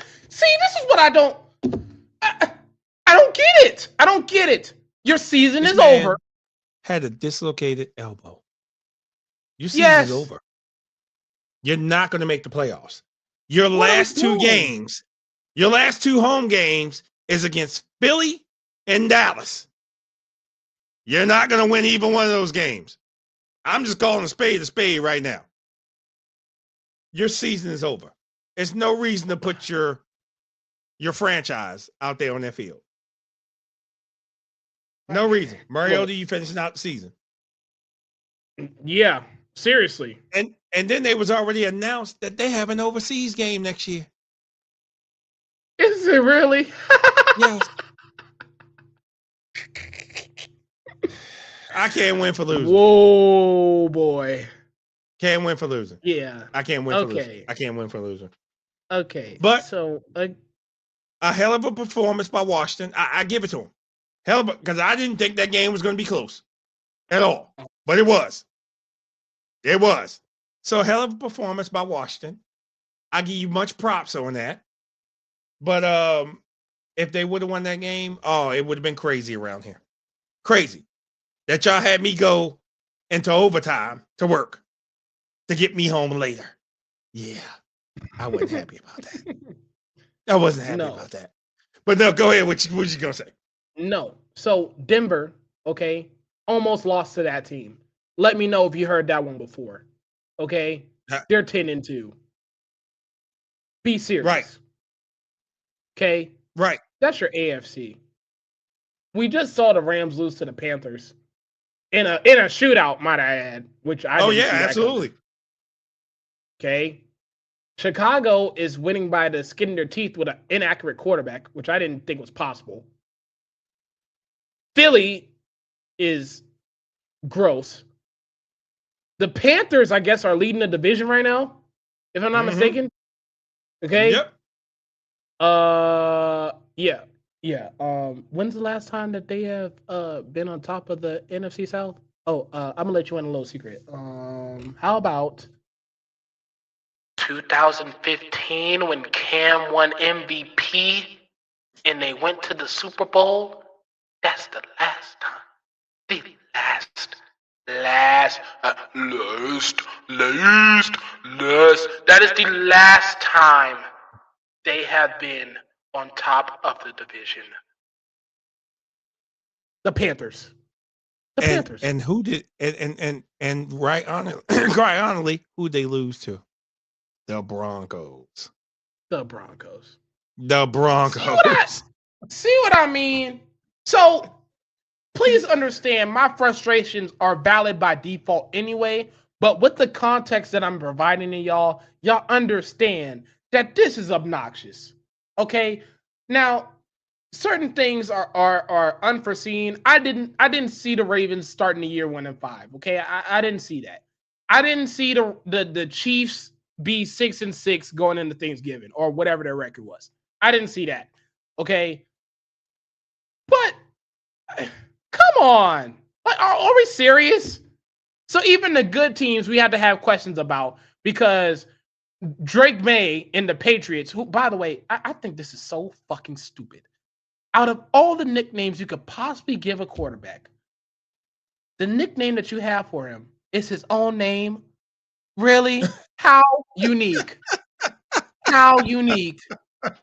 Drake May. Are we serious? That's his nickname. Yep. That's his nickname. Okay. The Patriots. I'm going to say the top teams, okay? The Patriots, the Bears. What? Okay. Rams, Colts. No, I'm sorry. Rams, Broncos. Okay. Right. Philly, Colts. Panthers and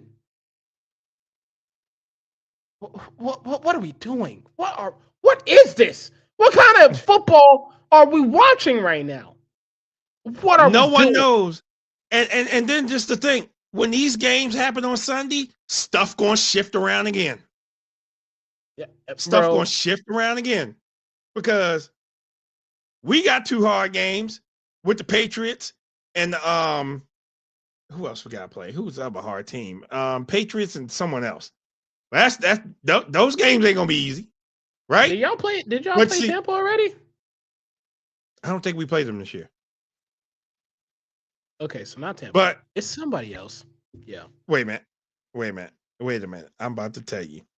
Because our schedule does not get easier.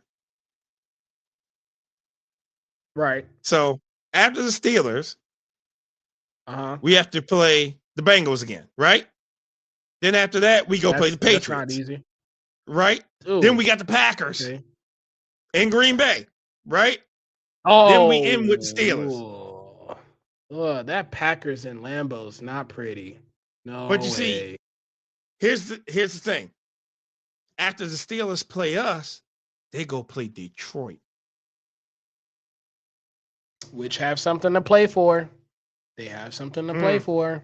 Yep. Yeah, so that's right. The thing of it is that this is not an easy stretch going down. That's why those games in the beginning of the season was very, very important. Very, very important. Try to knock them off. That we lost to teams that we had no business losing to. Now we getting down to the stretch that every game is important. Every game is important. Yep. So every game's a playoff game. Every game's a playoff game. Yep. Every game is a playoff game. So, oh my God. I think we've done enough ranting for the night.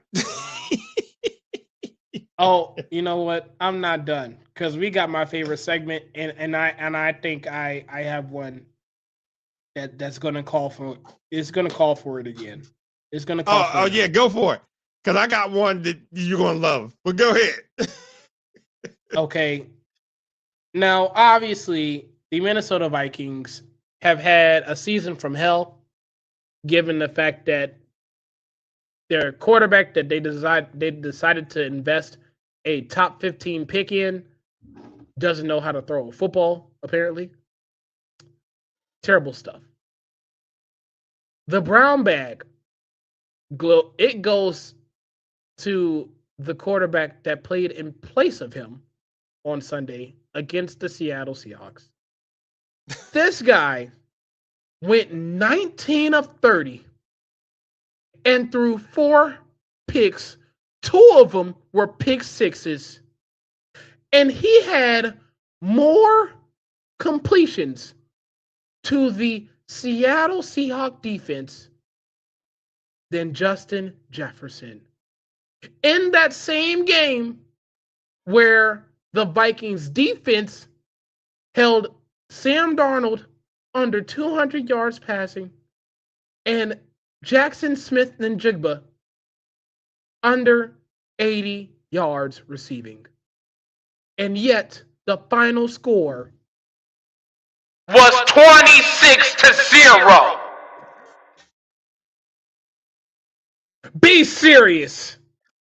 Be serious. And if I'm in that Vikings organization, I am ashamed because I am watching Sam Darnold, the guy we could have paid money to, by the way, that Seattle had no problem paying. That guy who didn't even have a great game by the standards that he set this season, did not have a great game, and yet still shut y'all out 26-0. That guy could have been your quarterback for this season.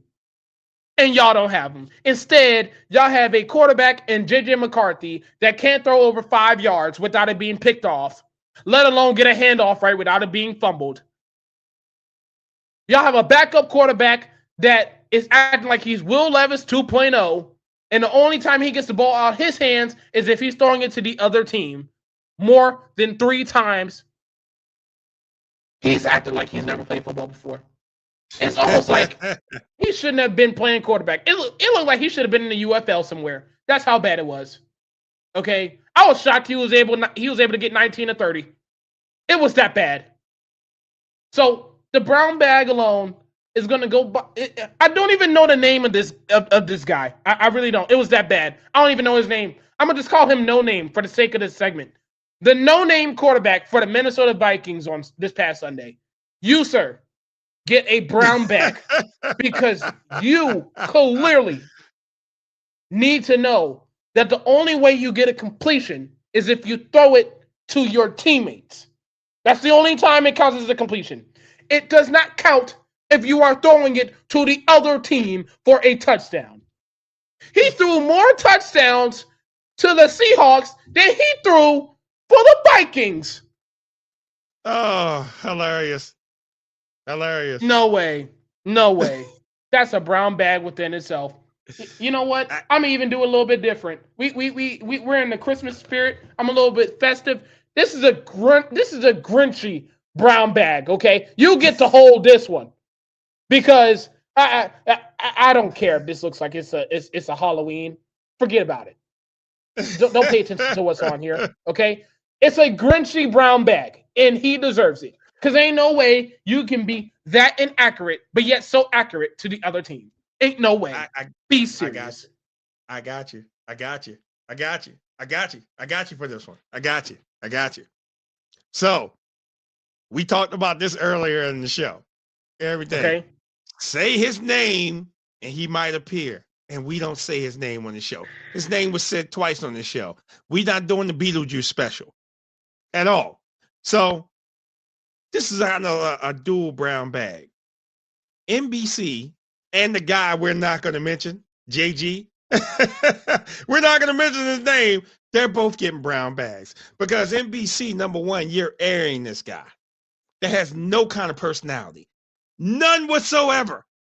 You let the man do commentation on Thanksgiving at a Ravens game where we got shellacked by the Bengals. Okay, no big deal. We'll see him again in about another week or so. But we got shellacked, and you put this man on national TV to say 1 or 2 words. That's it. and you had my man calling me in distress. You know something? I'm not watching this game because of him. So NBC, you need to get yourself together because putting this man on TV is not TV. You know something? I would prefer for Maria Taylor to did commentary than him. Okay, she would have. She probably would have knocked job. it out the park. I would have preferred that than preferring him on our national TV to end our Thanksgiving. That ended our Thanksgiving. Just imagine that you had all this good food that you ate. And you're sitting there and you're watching the games. You watch Dallas take down Kansas City. You watch Detroit lose like they always do on Thanksgiving. So, you know, you're doing all this, and then all of a sudden you get to that game and like he's commentating.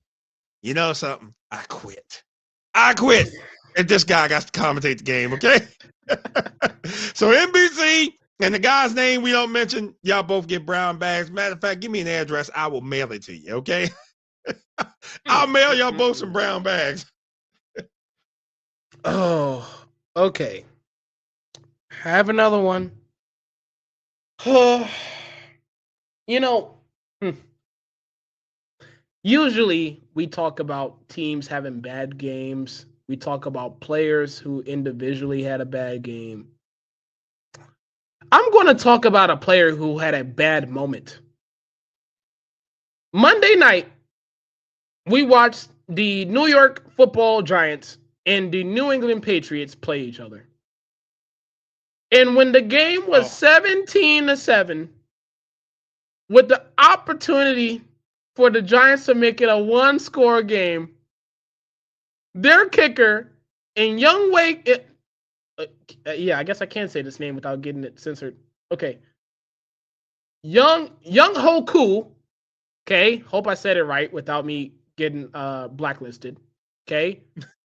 He, who has already been shipped around the league so many times because he couldn't already kick a football in Atlanta, he is lining up to kick a field goal to trim the lead down to a single possession score for the Giants.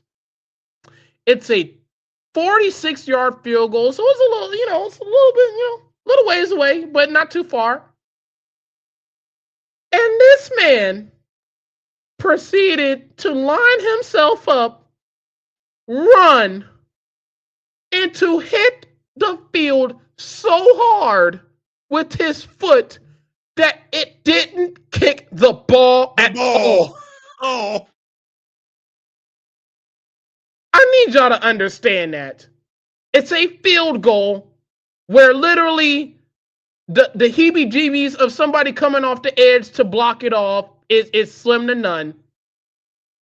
And this guy proceeded to do his own version of a fake kick by kicking the ground instead of the football. Young Hoku, you, sir, bro, I don't know if you still have a roster spot, but if you don't, it's understandable. Because off of that moment alone, that is the biggest brown bag I have done since Tua. Okay? This man ran up, and Shannon Sharp said this, and I can't unsee it now. He said, I haven't seen anything like this since Charlie Brown. And then I was trying to figure out what he was talking about. And then I said, oh, are you talking about the part where for those of you who acting like I don't know what I'm talking about, there is a episode where they're playing football and they rolling the football to Charlie Brown. Charlie Brown is running. He getting ready to kick the ball. And literally he missed the ball so bad, he did a front flip. It's a cartoon, but he did a front flip. And then to see that on full display all these years later with a real human being to not kick a football as a kicker. As a kicker, bro, it's your only job. Your only job. Your only job. bro. You don't Your get signed for only nothing job. else. You don't get signed for nothing else. And that is what you had on display for the whole world to see. You, sir, Young Hoku, you. His saying his name is so funny. Young Hoku, you, sir, get a brown bag. Not for your foot acting like a hoe, but literally everything else preceding that, your whole career, for the most part, has been a little hoe-ish. So, with that being said, you get a brown bag off of that alone, sir. That alone. That was ridiculous. Hilarious. I'm out of bags this week. You're out of bags? I'm out of bags. Do I have another one? I do I'm have out of another one. Come on. Let's go to Washington, D.C. And let's also, I'm going to do a 2 teams on this one. Let's go to Washington, D.C. and let's go to Indianapolis. 2 organizations that would rather have people who are dealing with injuries to start for them than the backups that is behind them. Now you know you're wrong. Now you know you're wrong for that. You know you're wrong for that. Yes, absolutely. And you know what? For Jaden Daniels and Daniel Jones alike, all I'm gonna do in this darkness retreat is they have blessed me. I'm trying to tell you, they blessed me, y'all. For y'all, I'm gonna pour one out for y'all, cause y'all should not be out there. Y'all should not be out there, and y'all gonna be out there, and y'all gonna get hit, and y'all gonna get hit again and again and again. And listen. That's sad. That's so sad. And look, I'm pouring one out for y'all. That's it. That's all I got. I think everybody else I have dedicated a lot of time and effort and energy into, and it's not enough energy because I'm still in the darkness retreat. So the lights aren't on. I don't even know how I'm having connection with you right now, but I think I got that out the way. I think I got everybody I need to get out the way, and that'll be that. I got you. No. The lights don't work in the darkness retreat. I appreciate you, but they don't work. Shout out to my girlfriend Terica behind the scenes trying to make life a little easier for me, trying to shine some light. No. Well, I had the lights full bright over here. We thank each and every last one of you. You win all those games, yeah. You win all those games in a row, yeah. You better have a light on. We can't say the same. Goodness. We can't say the same. So our lights aren't working over here. But the darkness retreat is cool, by the way. 5 stars. 5 stars. I fully recommend. Y'all should try it. Just putting that out there. Y'all should try it. They take good care of you now. Right. But yeah. We thank each and every last one of you. For stopping in. Your comments. TikTok, I just integrated you in also. I thank each and every last one of you. Again, live podcast on Sunday for the Ravens-Steelers game. We're going live at noon, and we're going all the way through the game. So we're going to have all the emotions. Anybody want to come talk about it? It's going to be live stream. We are going to have so much fun. If you're in Baltimore, 647 West Pratt Street, that's where the location is. Hey, Steelers, Ravens fans, come pour in there. We want all the energy, and I want all the smoke. Because once the dust clears, Pittsburgh leaving up out of here with a loss. No ifs, no ands, no buts. I'm a big man. I'm going to be live. So if we do lose, I'm willing to eat that crow sandwich. But it ain't going to happen. I'm just letting you know right now. They're leaving, and then y'all got to go play Detroit. Not looking good for y'all. They gotta fix up that retirement home first now. Come on. They look, they gotta go deal with that retirement home first. Let them figure that out. Yeah, ain't no buts. Ain't no buts involved. Ain't no buts. Again, we gonna catch you either Tuesday or Friday. One of them 2 days we're gonna catch you, and we're gonna do this whole recap of the week. One of the days, Tuesday or Friday, somebody gonna be crying on Tuesday or Friday. It won't be me. I'm just saying, it won't be me at all. Won't be us. No. Oh my goodness. We thank you. We'll see you next week.